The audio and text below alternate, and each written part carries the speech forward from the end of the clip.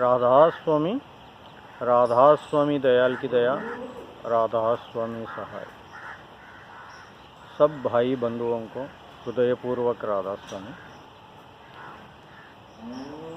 मालिक की दया से जीवामृत, जो द्रव जीवामृत घन जीवामृत की दो रूप में रहते हैं, वो अपनी गौशाला में अच्छी तरह तैयार हो रहा है। ये घन जीवामृत या द्रव जीवामृत माइक्रो ऑर्गेनिजम्स का कल्चर है। द्रव जीवामृत में माइक्रो ऑर्गेनिजम्स जिंदा है, घन जीवामृत में समाधि व्यवस्था में है, मतलब डॉर्मेंट स्टेज में है। जो देसी गाय की गोबर में और प्राकृतिक मिट्टी में जो फार्मर को फ़ायदा करने वाले, मतलब पौधों को सब पोषक तत्व जिस रूप में चाहिए उस रूप में पका के देने वाले सब तरह का माइक्रो ऑर्गेनिज्म रहता है। वैसा ही पौधे को इम्यूनाइजेशन पावर बढ़ाने के लिए, रोग निरोधक शक्ति बढ़ाने के लिए जो जो चाहिए, जैसा ट्राइकोडर्मा विरिडी है वैसा सब कुछ है। मतलब पोषक तत्व तो नाइट्रोजन फिक्सर्स है, सिम्बायोटिक, देन नॉन सिम्बायोटिक, ऐसा ही फास्फोरस मोबिलाइजर्स, पोटैश मोबिलाइजर्स एंड सल्फर को सल्फेट के रूप में कन्वर्ट करके पौधों को देने वाले, वैसे सब सूक्ष्म तत्वों को देने वाले, हार्मोन्स को देने वाले सब कुछ माइक्रो ऑर्गेनिजम्स इस देसी गाय के गोबर में रहते हैं। उसको हम गुड़ डाल के मल्टीप्लाई करते हैं, बेसन डाल के उसका मतलब खाना देते हैं अपन। सो ये सब बढ़ के अनगिनत संख्या में इस जीवामृत में रहते हैं। इस जीवामृत को हम इस्तेमाल करेंगे पौधों को जड़ों के पास, मतलब मिट्टी में मिला के, या द्रव जीवामृत के रूप में स्प्रे करके। जब ये खेतों में हम यूज़ करेंगे पौधों के पास, ये 7 दिन के अंदर लोकल अर्थवर्म्स को अट्रैक्ट करेंगे। लोकल अर्थवर्म्स जब खेतों में काम शुरू करेंगे तो लोकल अर्थवर्म्स जैसा पौधों को जो जो न्यूट्रिएंट्स चाहिए वो 15 फीट की नीचे से सब जगह ढूंढ के वो मिट्टी काते या न्यूट्रिएंट्स काते सब कुछ लेके आके पौधों को जड़ों के पास 88% छोड़ता है, 12% उनका शरीर को यूटिलाइज करता है। तो ये जो पोषक तत्व आया है उधर, इसको जो हम घनजीवामृत डाला है, उस घनजीवामृत या जीवामृत में जो न्यूट्रिएंट, जो माइक्रो ऑर्गेनिजम्स है, वो माइक्रो ऑर्गेनिजम्स पका के पौधों को जितना चाहिए उतना, ज़्यादा नहीं कम नहीं, उतना प्रोवाइड करेंगे। तो तब पौधे बहुत अच्छी तरह उसका ग्रोथ बढ़ेगी और उसका इम्यूनाइजेशन पावर बढ़ेगा। और जब हम घनजीवामृत डाल रहे हैं या जीवामृत डाल रहा है, उसको micro organisms and earthworms and plants का रूट्स, ये तीनों मिलके सिम्बायोटिक प्रोसेस में ह्यूमस, मतलब जीव द्रव्य को बनाएगा। जीव द्रव्य मतलब CN रेशियो, कार्बन 10%, नाइट्रोजन 1% मिलके ह्यूमस बोलते। जब ह्यूमस बन गया, मतलब this is the store house of all nutrients, सब पोषक तत्वों का स्टोर हाउस है। उसके बाद पौधों को जो वाटर वेपर चाहिए, हम पहले डिस्कस किए हैं, पौधे को पानी नहीं चाहिए, पौधे को नमी चाहिए। दैट मीन्स पौधे takes water in the form of water vapour. So हवा में जो ह्यूमिडिटी में वाटर वेपर है उसको ये ह्यूमस अट्रैक्ट करके पकड़ के पौधों को सप्लाई करेगा। 1 kilo humus per day attracts 6 litres of water from the atmospheric humidity. इसीलिए अपने खेतों में जो पानी हम दे रहा है उसका मात्रा कम हो जाएगी। उसके बाद अर्थवर्म्स की वर्किंग से 15 फीट तक जो बोर्स बनेगा, जो होल्स बनेगा, वो लिपापा करते ऊपर आएगा, इसीलिए वो बंद नहीं होगा। और जब बारिश गिरेगा पूरा का पूरा पानी अंदर जाएगा, ग्राउंड वाटर लेवल बढ़ेगा, पानी का पीएच, साइल का पीएच न्यूट्रल हो जाएगा एंड उसकी वजह से वाटर क्वालिटी, वाटर क्वांटिटी बहुत इम्प्रूव हो जाएगा। जब देने का पानी कम हो गया वाटर वेपर से, दैट मीन्स एटमॉस्फेरिक ह्यूमिडिटी से ले रहा है पानी, सो पौधों का रिक्वायरमेंट कम हो जाएगा, ऑटोमेटिकली पानी बढ़ेगा। अभी जो हम केमिकल फार्मिंग करके जो केमिकल फर्टिलाइजर्स यूज़ किया है उसका फिल्लर साल्ट्स 6 इंच 9 इंच के नीचे एक सीमेंट लेयर बना दिया। इसकी वजह से जो ग्रेविटेशनल फोर्स बंद हो गया और पानी अंदर पर्कुलेट नहीं हो रहा है। 10-15 मिनट बारिश गिरने से वो पूरा रोड पे बह रहा है, खेतों में अंदर नहीं जा रहा है। केचुओं की वर्क से ये ओपन हो जाएगा, पानी अंदर जाएगा। एंड दूसरी वेरी वेरी इम्पॉर्टेंट है, कैपिलरी फोर्स इम्प्रूव हो जाएगा। कैपिलरी फोर्स मतलब केशाकर्षण शक्ति।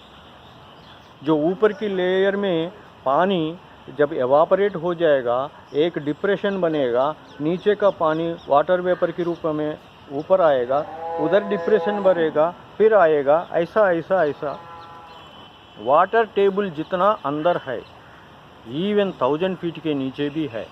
वो पौधों को गर्मी के दिन जब बारिश नहीं है, कैपिलरी फोर्स की ये फोर्स की वजह से वाटर वेपर के रूप में मिलेगा। Then water vapour comes with 80% of the nutrients. So उतना अंदर से पूरा पोषक तत्व 80% पोषक तत्व ला के जड़ों के पास दे देगा, पौधों को मिलेगा। मतलब हम साइल टेस्ट करते हैं 6 इंच का 9 इंच का, उसके हिसाब से पोषक तत्व है या नहीं डिसाइड करते। उसके बाद भी वो पोषक तत्व पौधों को मिलेगा या न मिलेगा सोचते हैं। फॉर एग्जाम्पल हम ग्राउंडनट मूंगफली खेत बोएंगे तो मूंगफली का खेत को सल्फर चाहिए क्योंकि वो ऑयल सीड है। तो जनरली इन केमिकल फार्मिंग और ऑर्गेनिक फार्मिंग जो सल्फर बहुत मतलब रहते हुए ही वो 70% वाटर सॉल्युबल नहीं रहता। दैट मीन्स पौधों को मिलने के रूप में नहीं रहता। उसको वाटर मतलब मिलने की, पौधों को मिलने के लिए सल्फर को सल्फेट रूप में कन्वर्ट करने वाले एक घनजीवामृत एंड जीवामृत में 9 types of bacteria, 6 types of fungus available है। और वो कन्वर्ट करके जितना चाहिए उतना ही देते हैं।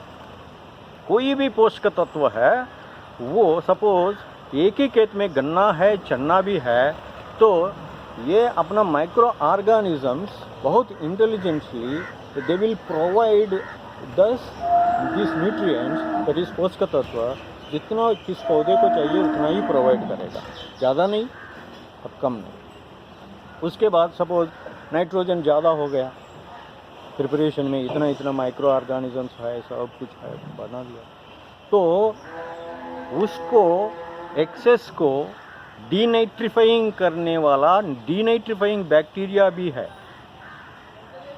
वो डीनाइट्रीफाई करके हवा में छोड़ेगा ताकि 78.6% जो एटमॉस्फेरिक हवा में जो न्यूट्रिएंट्स दैट मीन्स नाइट्रोजन का परसेंटेज है वो बने रहेगा।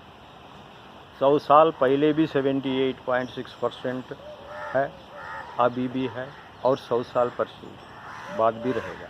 इसीलिए अपना इंडियन सॉइल में न्यूट्रिएंट्स का कोई कमी नहीं है, लेकिन वो गेहूं के रूप में, चावल के रूप में, दैट मीन्स अनाज के रूप में है। उसको अनाज को रोटी बना के फिर देने वाली माँ जैसा माइक्रो ऑर्गेनिजम्स को हमने केमिकल फार्मिंग और ऑर्गेनिक फार्मिंग से नुकसान कर दिया। इसीलिए अभी हम उसको बैक लाना चाहते हैं, उसमें हम घनजीवामृत और जीवामृत इस्तेमाल करके हम उसको वापस लाएंगे तो बाकी सब काम हो जाएगा। और पानी को पौधों को पानी देना बहुत इम्पोर्टेंट है। ये पौधे that means plants need moisture, water vapour के रूप में वो पानी लेता है। इसीलिए वापसा बन के रहना है खेतों में। वापसा means between two soil particles 50% air 50% water, तभी वापसा बनेगा। उसके लिए सिंपल क्या करना है, फर्रो कल्टीवेशन करना है। जैसा आलू का खेत करते हैं हम, मेड के ऊपर हम पौधे लगाएंगे, नीचे पानी जाएगा, तब वापसा बनेगा। अगर 10 दिन में एक बार पानी देना है, ये जल्दी नहीं हो रहा है, प्रॉब्लम है, तो 5 दिन में एक बार पानी देके अल्टरनेटिव फर्रोस में पानी दीजिए। इस 5 दिन में पहला आज अल्टरनेटिव दिया, नेक्स्ट उसको चेंज करके दूसरे फर्रो में पानी दिया, नमी मिलते रहेगा, पौधे नंबर 1 उस मीन्स बहुत अच्छा आएगा। कोई भी पौधा वाटर लॉगिंग कंडीशन में प्रॉब्लम फेस करेगी, इसीलिए वाटर लॉगिंग कंडीशन लाके पौधों को हम उसका ग्रोथ एंड प्रोडक्शन को प्रॉब्लम में लाना ठीक नहीं। दूसरी बात है, ये किचन गार्डन में या अपना बगीचों में छोटा छोटा अगर में जिधर भी हम ये इस्तेमाल करेंगे, सो पुराने ज़माने में हम गांव में घर को गोबर से जैसा लिपापा करते थे, और इवन खाना पकाने का जगह को भी हम लिपापा करते थे। इसलिए करते थे कि उसमें जो बैक्टीरिया है वो anti fungal, anti viral, anti bacterial है, उसको सबको ख़त्म करके अपना तबीयत ठीक रखेगा, वैसा करते थे। लेकिन अभी वो हम कर नहीं पा रहा है। इसीलिए घर में थोड़ा सा पौधे उगाइए, पौधे ग्रो करिए, उस पौधों में घनजीवामृत यूज़ कीजिए। घनजीवामृत सूखा वाला है, आप 6 महीने से लेके 1 साल तक आप उसको स्टोर कर सकते हैं। जस्ट नमी नहीं लगना है और हवा लगने के पास रखना है, और उसके बाद आपको स्प्रे करना है। तो इस 200 ग्राम्स या 250 ग्राम्स घनजीवामृत को 20 लीटर पानी या 30 लीटर पानी में घोल के 3 दिन सुबह शाम हम दैट इज़ क्लॉकवाइज घुमा के, क्लॉकवाइज घुमाने से पॉजिटिव एनर्जी एंटर होता है और नीचे का ऊपर आता है पानी, और माइक्रो ऑर्गेनिजम्स वेकअप हो जाएगा, उनको हवा, उसको ब्रीथिंग भी हो जाएगा। सो ऐसा करके उस पानी को हम स्प्रे करेंगे तो स्प्रे भी हो जाएगा। नेक्स्ट बहुत इम्पॉर्टेंट चीज़, घर में पौधे क्यों लगाना है, और जिधर पौधे है, जिधर खेत है, उसमें हम ज़्यादा टाइम स्पेंड क्यों करना है। मतलब आजकल जो प्रॉब्लम्स आ रहा है हेल्थ का, उसके लिए इम्यूनाइजेशन पावर बढ़ाने के लिए बोल रहा है डॉक्टर। इम्यूनाइजेशन पावर बढ़ाने के लिए पहला सॉइल इम्यूनेशन बढ़ाना है बाय यूजिंग माइक्रो ऑर्गेनिजम्स, जो मतलब माइक्रो बायोलॉजिकल डाइवर्सिटी को वापस लाके, सॉइल बायोटा का वापस लाके हम उनका इम्यूनाइजेशन पावर बढ़ाना। ऑटोमेटिकली पौधों का इम्यूनाइजेशन बढ़ेगा। उसके बाद अनाज नंबर 1 बनेगा, वो खाने से अपना इम्यूनाइजेशन पावर बनेगा। दूसरी बात है, see when we are breathing out the carbon dioxide, plant is taking, so plant is releasing oxygen, we are taking oxygen. मतलब अपना रेस्पिरेटरी सिस्टम आधा तो बाहर है, किधर है? पौधों में है। सो इम्पॉर्टेंट सोचिए, आपका रेस्पिरेटरी सिस्टम है पौधे, उसके ऊपर केमिकल्स मत डालिए, उसको प्यार से पानी दीजिए, स्मरण करते हुए, भगवान का नाम लेते हुए उसके पास गुड़ाई करिए, पानी दीजिए, घनजीवामृत डालिए, देखिए क्या फ़र्क पड़ता है ना। इस शरीर जो भी जिसी माइक्रो ऑर्गेनिज्म का हो या पौधों का हो, अपना हो, जो शरीर है वो पंचभूतों से बना हुआ है। ये शरीर से जब आत्मा निकल जाएगी वो स्ट्रा बनेगी, means the dead body of any living organism is called straw, and from that straw also nutrients, पूरा पोषक तत्व फिर डिकम्पोज होके फिर सॉइल में मिल जाएगा। तो इसी को हम पंचभूतों से जो बोल रहा है स्पिरिचुअली, पंचभूत मतलब पूरा केमिस्ट्री में देखा तो 108 एलिमेंट्स है। पौधों को जो न्यूट्रिएंट्स चाहिए वो सब यही है। So Panchabhut actually, these are the security guards which are given by the Supreme Father for protection of us. So जब तक हम इस शरीर में रहेंगे, इस शरीर में रह के अपना भगवान का नाम स्मरण करेंगे, तब तक ये शरीर अच्छी तरह रहना है। इसीलिए इसको इम्यूनाइजेशन पावर ठीक से रह के रोग निरोधक शक्ति बढ़ाने के लिए अच्छा खाना खाना है, that means chemical free food खाना है। वैसा ही अपने पौधों को अच्छी तरह देखेंगे तो अवर रेस्पिरेटरी सिस्टम बहुत अच्छा हो जाएगा।